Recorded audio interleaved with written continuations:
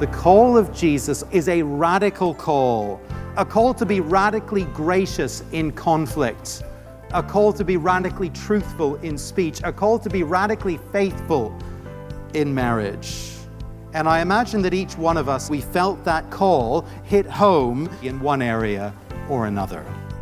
Welcome to Encounter the Truth with Jonathan Griffiths. Today we continue our message, Living Out True Righteousness. And I think of the radical call of Jesus on our lives, and that means that as we come to know Him, we ought to expect change, and maybe even some pretty drastic change from the person we were before we came into that relationship with Jesus. Absolutely. Listening to, reading the teaching of Jesus on the nature of the Christian life and what it is He calls us to, it's immensely challenging.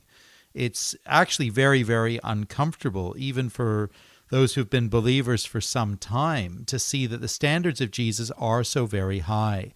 And I find as I read Jesus' teaching in the Sermon on the Mount, I find I have to turn to Him and ask for His mercy and His grace and His help by His Spirit to be what I simply can't be on my own. Yeah, I think all of us, if we have walked with Jesus for any length of time, know what that's like to cry out to Him and ask Him to work like that in our lives. Today we're going to continue to look at this from Matthew chapter 5. We're looking at verses 21 to 48 today as we continue our message, Living Out True Righteousness. Here is Jonathan. The second part of His call, very briefly, is this. He calls us to truth in speech. Verse 33. Again, you have heard that it was said to the people long ago, do not break your oath, but keep the oaths you have made to the Lord. But I tell you, do not swear at all, not by any place or anything. Then down to verse 37, simply let your yes be yes and your no, no. Anything beyond this comes from the evil one. Evidently, in the Judaism of Jesus' day, an elaborate system of oath-taking had developed whereby the seriousness of an oath was judged by the thing or the person you swore it by. The closer you got to swearing by anything related to the Lord Himself, the more binding the oath became. That's why Jesus talks here about swearing by heaven or earth or Jerusalem, etc. What's going on here in the background is that the oath has become non-binding if it is not directly related to the Lord. And so actually oaths, in a kind of circuitous way, oaths had become actually an occasion for bending the truth rather than speaking it and confirming it with sincerity. If someone swore to you by heaven that they were going to do something, that might mean that there was an 85% chance that they were actually going to do it. Heaven is, after all, pretty closely related to the Lord. If someone swore to you by Jerusalem that they were going to do something, maybe, I don't know, there was a 70% chance that they were going to do it. It's a bit further, than heaven from the Lord, but it's still very important. Pretty close to the Lord, but a step down. And so I wouldn't hold my breath necessarily that it's going to happen. And in this way, oaths became an opportunity to sound serious on the one hand, but to avoid an absolute commitment on the other. And so what we've got here is a culture in which truth has become negotiable. And against that backdrop, Jesus says that His people must be marked by a simple and straightforward adherence to the truth. It mustn't take a solemn oath for a kingdom person to actually speak the truth and to be relied upon to speak the truth. It's simply got to be what we do whenever we open our mouths. We speak the truth. But like the days of Jesus, we live in a day where dishonesty is so often simply assumed. That's how things are. It's what we've come to expect. We're instinctively skeptical, aren't we, of the people we do business with.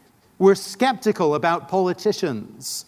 We regularly doubt the truth and veracity of the news reports that we read and hear. We're used to hearing lies. We've heard them plenty.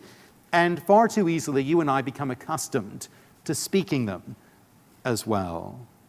How hard we find it to refrain from massaging the facts just a little bit to make ourselves look a little bit better. How hard we find it to resist omitting details from an account to save ourselves trouble or guilt.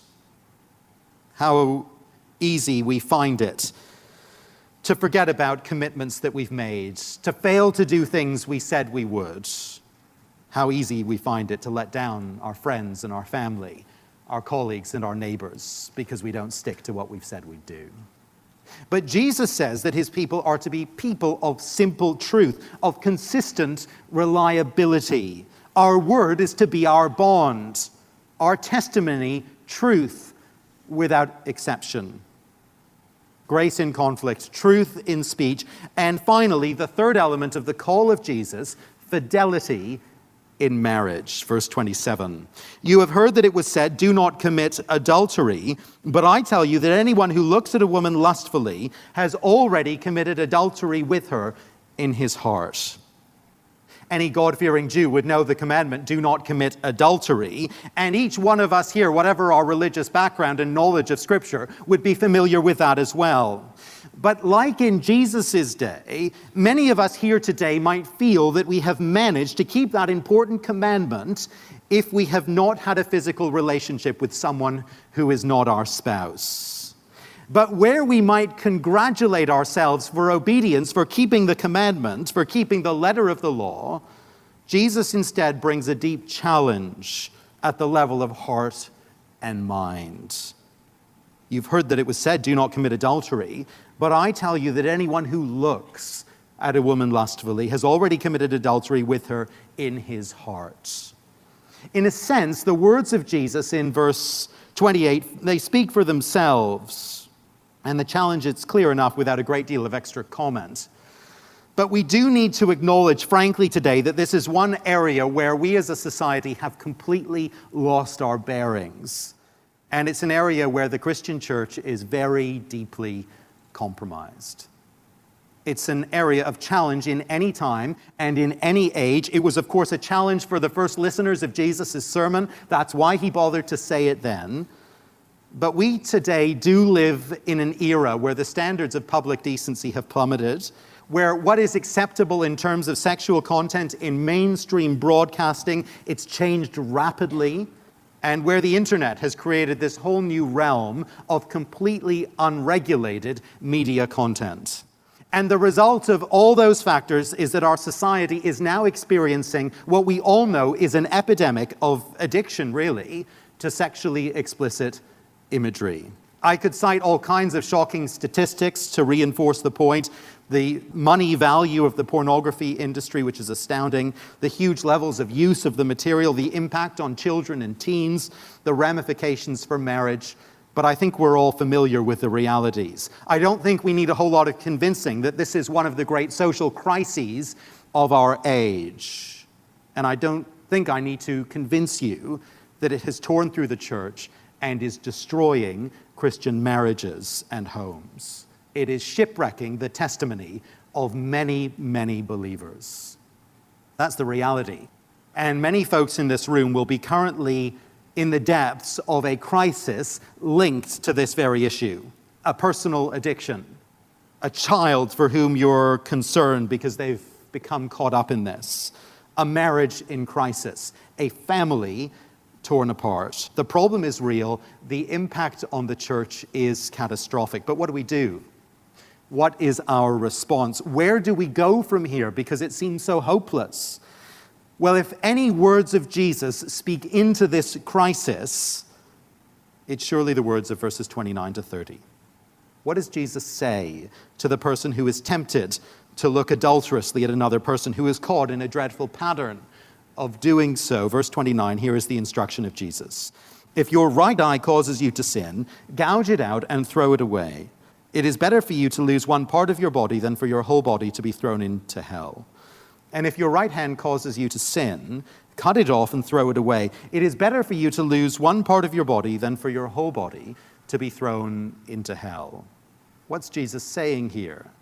Is he saying that we should quite literally gouge out our eyes and cut off our hands if this is a problem for us? Well, no, I do think he is using some hyperbole, some exaggeration to make a very serious point. He's telling us to be radical. He is telling us to be outrageously radical in dealing with this particular issue. He's telling us to take steps that we might well view as outrageous and absurd, costly and painful, excessive and drastic. He is urging us to take those steps in order to keep ourselves from temptation in this particular area. And as he urges his people to take those steps, he sets out for us the compelling reason for taking them. It might sound drastic to gouge out an eye or cut off a hand, but here is the bottom line. It is better for you to lose one part of your body than for your whole body to go into hell.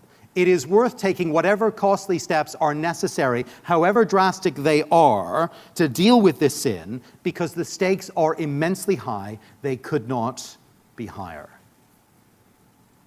So what might it mean to take the kind of drastic action that Jesus is speaking of here? What if you're someone who has a particular sin problem in this particular area? What do you do? The key seems to be to identify where the points of danger are. If your eye causes you to sin, says Jesus, if your hand causes you to sin, gouge it out, cut it off, he says. Taking that principle of drastic action, the question then becomes, where are the places where you are tempted to sin?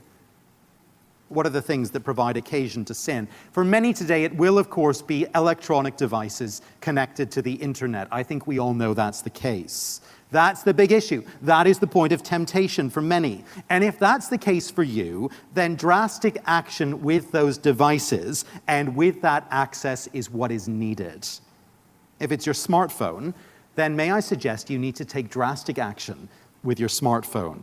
If you simply are not managing self-control with the internet in your pocket, take the word of Jesus seriously. Gouge it out, cut it off. Take that pretty iPhone that you love so much, and let me suggest, put it down on your driveway behind the back wheel of your car. And put your car into reverse and drive backwards over it. Then put your car into drive and drive forwards over it. Repeat as many times as necessary. Smash it. Get rid of it. If your right hand causes you to sin, cut it off and throw it away. It is better for you to lose one part of your body or an extension of your body, that smartphone that's glued to your hand. It's better to lose that than for your whole body to go into hell. I couldn't survive without my iPhone, you say. Well, let me say to you frankly and with much love, you can survive without an iPhone. You survived without it before it was invented, and you'd manage just fine without it again.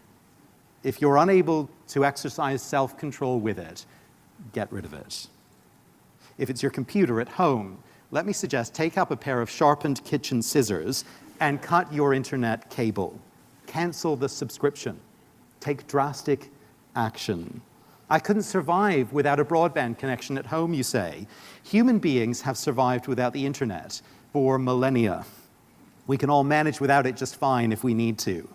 It will be a nuisance for sure, it'll be an inconvenience, but it is worth the cost. It's worth all the cost. If your right eye causes you to sin, if your broadband connection causes you to sin, gouge it out, throw it away. It is better for you to lose one part of your body, better to lose your web connectivity, than for your whole body to be thrown into hell. Maybe it's your flat screen TV with its 500 cable channels, or Netflix subscription, or whatever it is you have. If you're unable to exercise self-control and discretion in what you watch, here is the solution. Cancel your subscription. Put the flat screen TV on Kijiji and use the money to buy some good books. Deal with it. Take drastic action. Maybe it's a particular person. Maybe it's a particular place. Stop seeing that person.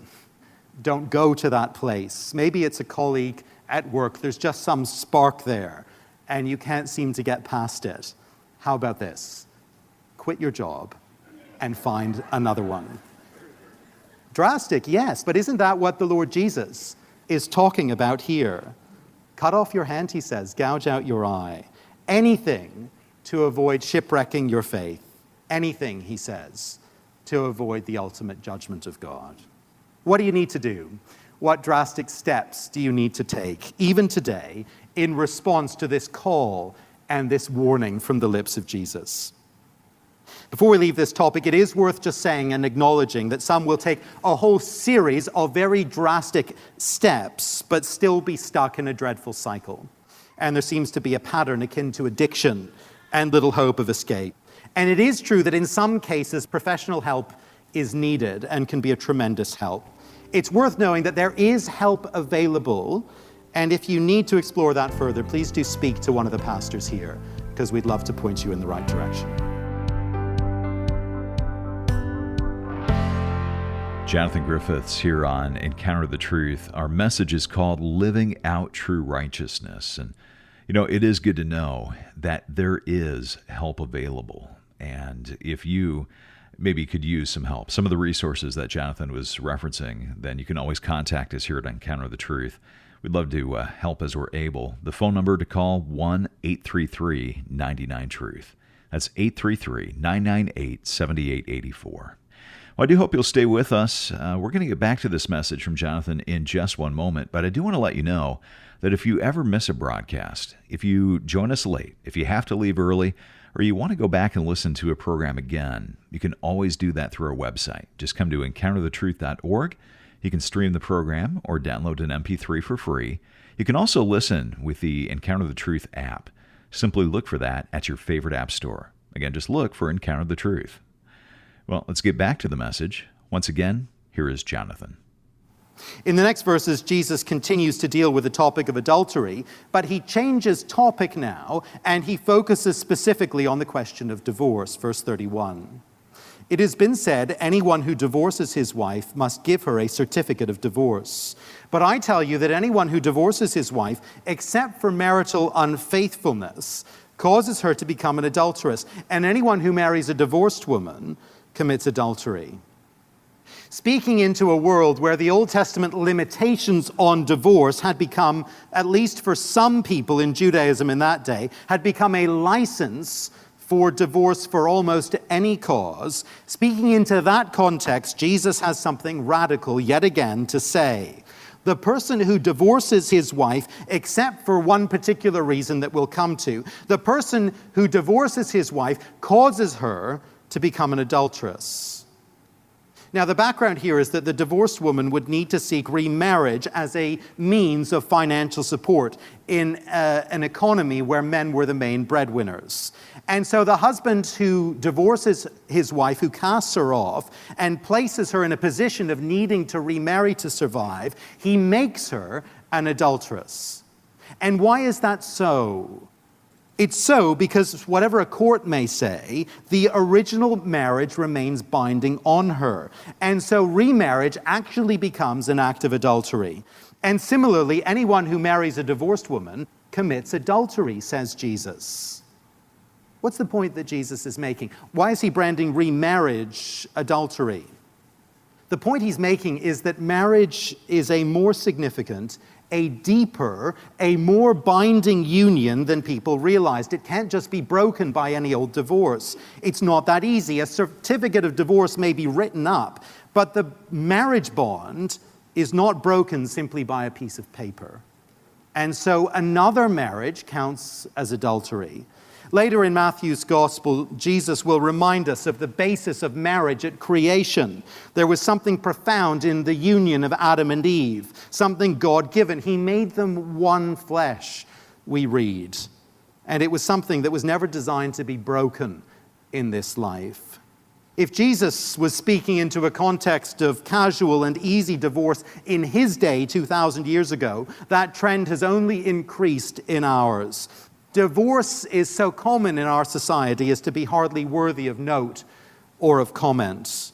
Some marriages work, some marriages don't work, and it's nothing to get too wound up about, our society says. That's what the world says. That's the context in which we live. But Jesus insists that the standards of the kingdom are altogether different, altogether higher. Whatever the world around us may say, marriage is still the permanent one-flesh union that God created it to be at the very beginning. And there's no such thing as casual divorce for the believer. Here in these verses, in this chapter, there's only one case in which Jesus allows for divorce and the possibility of remarriage. And that's the case where there has been marital unfaithfulness, verse 32. He doesn't define precisely the nature of this sexual immorality and marital unfaithfulness.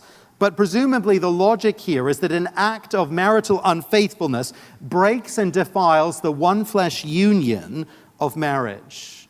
The offended spouse cannot be bound to stay married to the unfaithful partner, although, of course, they're not bound to leave either. But divorce becomes a genuine possibility. And remarriage after such a divorce, says Jesus, is not adulterous, because this marriage bond has been broken in a fundamental way. That seems to be the logic and the implication here. Jesus' statement here is very brief. It's not all that he has to say on this important subject. He's going to elaborate a little bit more in Matthew chapter 19. And in 1 Corinthians chapter 7, the Apostle Paul will add one further possibility of a legitimate divorce in the case of a person becoming a believer and their unbelieving spouse being unwilling to stay with them. Again, in that case, where an unbelieving partner has abandoned a believing spouse, there seems to be freedom for divorce.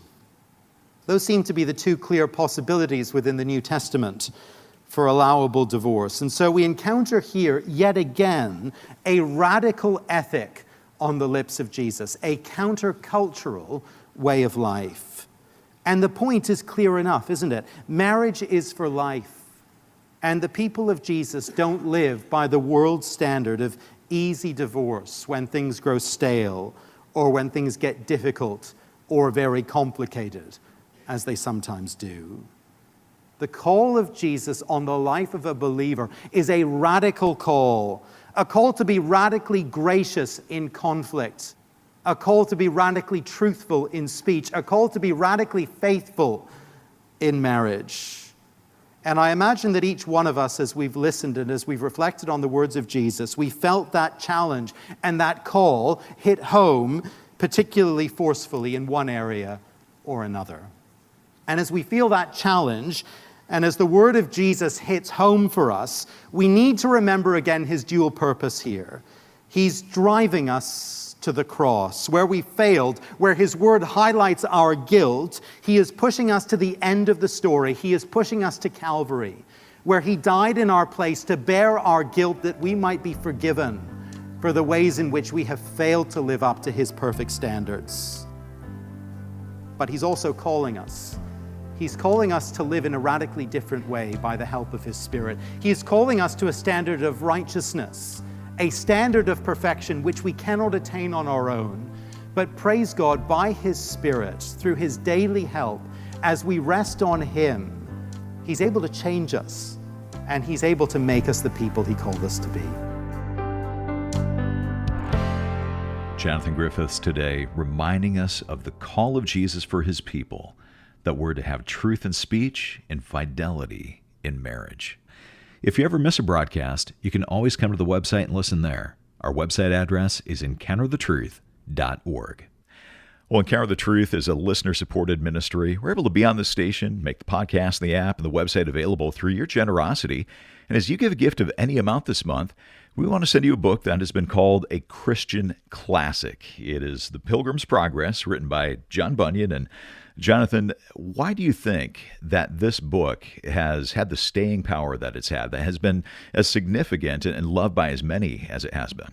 Well, this book, Steve, is one of the great works of English literature. It's one of the literary treasures of the Church of Jesus Christ, and I think it's a treasure for good reason. Bunyan was given a tremendous gift for telling the story of our salvation, the story of that journey from slavery to sin to freedom in Christ, the journey to our heavenly home above. And it's dramatic, and it's rich, and it captivates the heart, and it packs in so much Bible truth. And believers over the generations have discovered that in reading Bunyan's story, they are reading the Bible story, and it is impacting their mind and their heart. And you know, this book does not grow old. I think it's been constantly in print since it was written in the 17th century. It's been translated into a couple hundred languages, and we'd love to get a copy into the hand of each of our listeners. Well, it's called The Pilgrim's Progress, and it's our thank you gift to you as you financially support Encounter the Truth this month. You can give online at encounterthetruth.org or when you call 1-833-99-TRUTH. That's 1-833-998-7884 or encounterthetruth.org. For Jonathan Griffiths, I'm Steve Hiller. Thanks for listening, and I hope you'll join us next time.